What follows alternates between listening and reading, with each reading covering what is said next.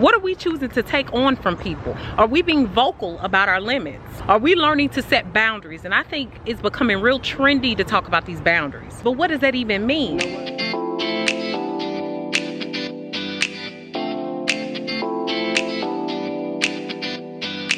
Many of you all have been telling me you've been struggling with toxic friends, family members, work environments, lots of things, and you know your girl got you. Take a few minutes out for you today and head on over to my podcast, which is absolutely free on all major podcasting platforms, and you can find all the links down below. And while you're here, here's a short clip for you. People count you out because they never counted themselves in. If a person has never felt passionately about anything, then how can you expect that they're going to show and have passion for something that you enjoy or see yourself doing?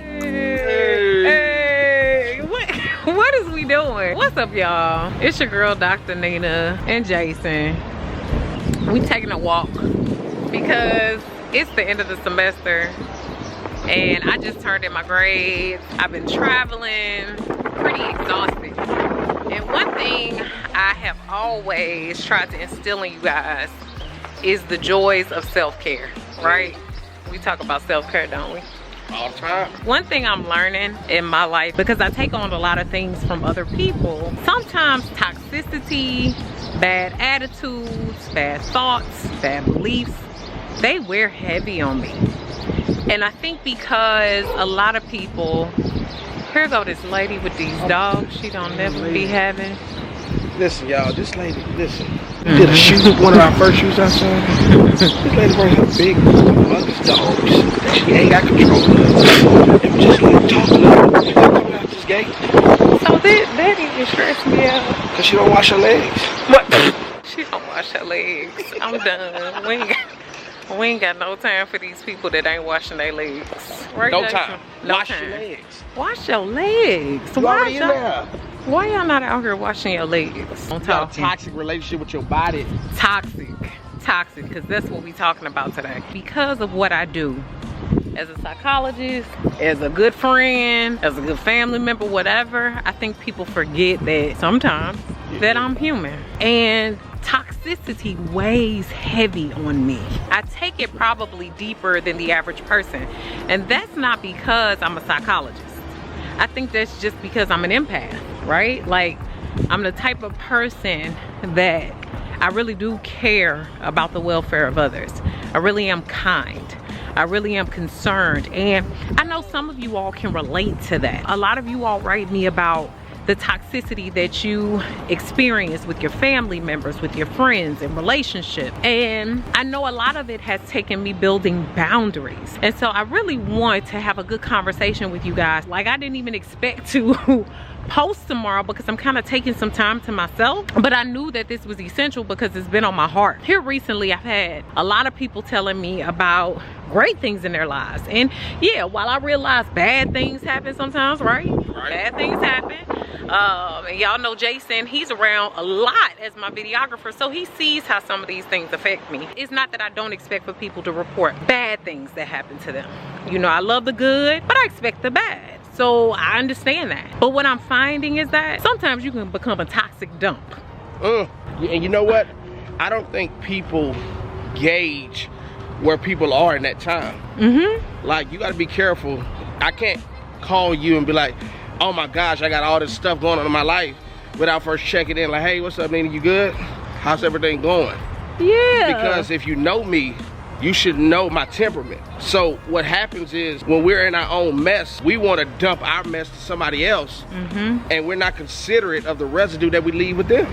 Woo! Toxicity is not just the situations that happen or that occur. It's not just a series of events, or it's not just something that makes you angry temporarily. What happens is residue. As Jason has said, residue.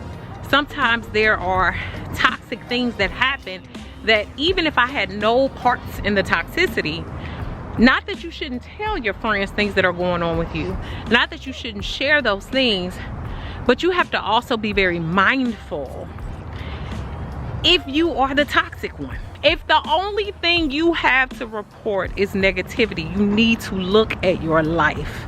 And this is not a message to anyone in particular, not at all. But I think what people sense in me sometimes when I'm, you know, wanting to be by myself, when I want to take a moment, is that I'm bothered, and it's not. I just know that sometimes things can overwhelm me. And so before I reach that point, I take care of self. We protect ourselves. And some of us put on a face so well, the smiling face, everything's okay face. I don't put that face on very well because I'm very in tune with my emotions. So I'm usually 9 times out of 10 going to end up trying to go into a protective shell and making sure I take care of my well-being so that I don't push myself over the edge. Y'all feel me?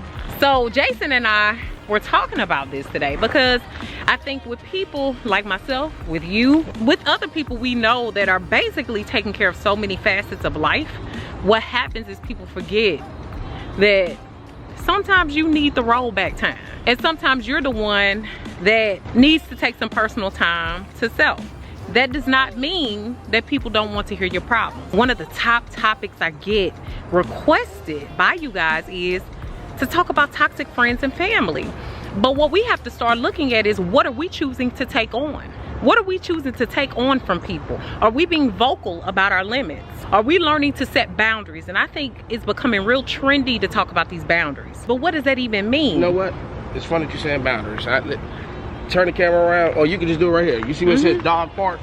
Yes. So listen, you got a gate that you kind of get them settled in first. And then you got a gate where it's like, this is the actual dog park. And usually what happens in the dog park are the dogs walk around. Yep. But then they take dumps. Yep. Right? Yeah, they do. And the responsible owners pick up the dump and dispose of it. But you got some people that let the dump just dwell, and then now other people got to step in and deal with this crap, not because you put it there, but because other people left it there not caring about the next person that's coming along. Exactly. And so now you've taken dumps on your friends, your families, your co-workers, and even your own future self, and you put yourself at risk not to walk into destiny, because the thing is, you refuse to say, you know what, although it's happening, it's not happening to me, it's happening because of me. Yeah. So you gotta really take accountability of the things that you've allowed to happen. That's why you gotta set boundaries. Yes, boundaries. That's why it's a gate right here. It's a, hello, you're the gatekeeper. You allow who you want to go inside. And with that said too, us that keep getting dumped on, and I'm not saying I am, because I've learned to do better with getting dumped on. It's draining them. It's draining. And you have to learn to clean up your area. So we've used this area of the dog park over here. You gotta learn to put down your foot and say, you can't over here. I'm sorry. And people gonna get angry with you. They gonna get angry because you won't allow them to not pick up their crap. But you cannot take on everybody's crap, y'all. And that was the whole point of this video today. I don't even know if I should post this, but sometimes these are the videos that you all love best. We do sometimes fall victim, or we say we fall victim, of allowing other people to impose their lives on us. Toxicity, whether it be your family, your friends, your mama, your daddy, your cousin, your uncle, whoever it is. But sometimes we're not taking responsibility for our part in it. I had to start taking responsibility for my part.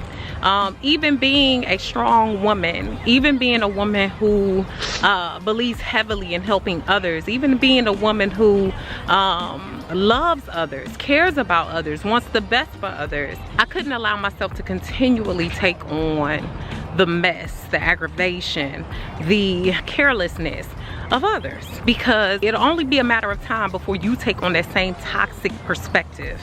That's building boundaries. I feel myself getting to that point where I'm constantly trying to make decisions based on making sure I'm not hurting others' feelings, making sure I'm not, you know, stepping on anybody's toes. But when it happens like this, which is usually towards the end of a semester or at the end of something, that means I just need to recharge,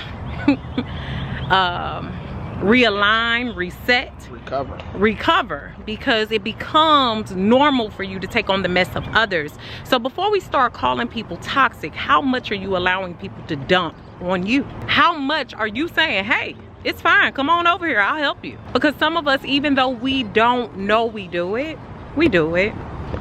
We welcome folks we like it because it gives us, it feels important. It makes us feel important. And really, you're giving your space of importance to basically tabloids. Yeah. You ain't nothing but a love and hip hop chasing attention person. Yeah. And so you're thinking you're being helpful, that you're important, but at the end of the day, you're like that cigarette that they put in glass, and the cotton that was once white is now becoming charred.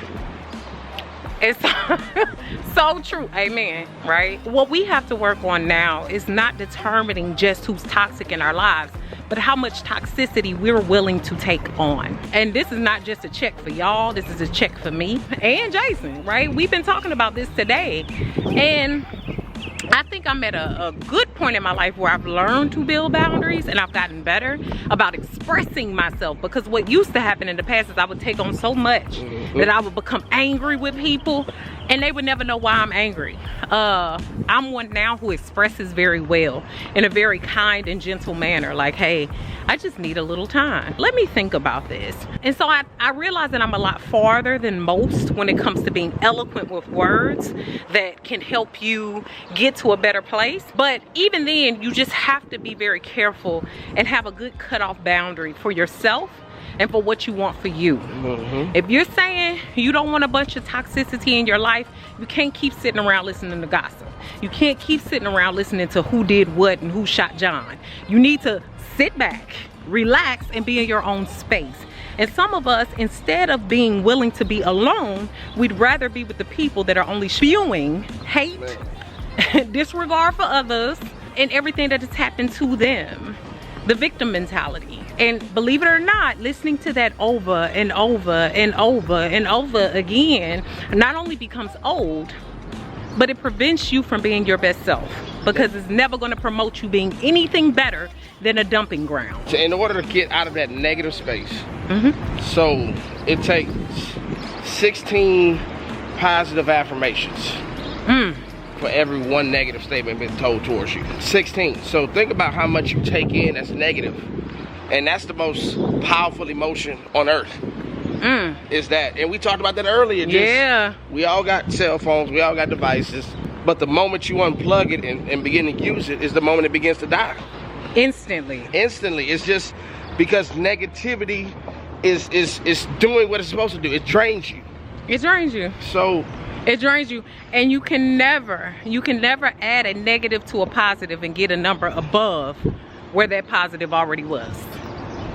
So if people bring negativity to you and you accept it or continue to roll with it, you will continue to deplete. Negative can subtract from positive, but it multiplies of itself. Ain't that crazy?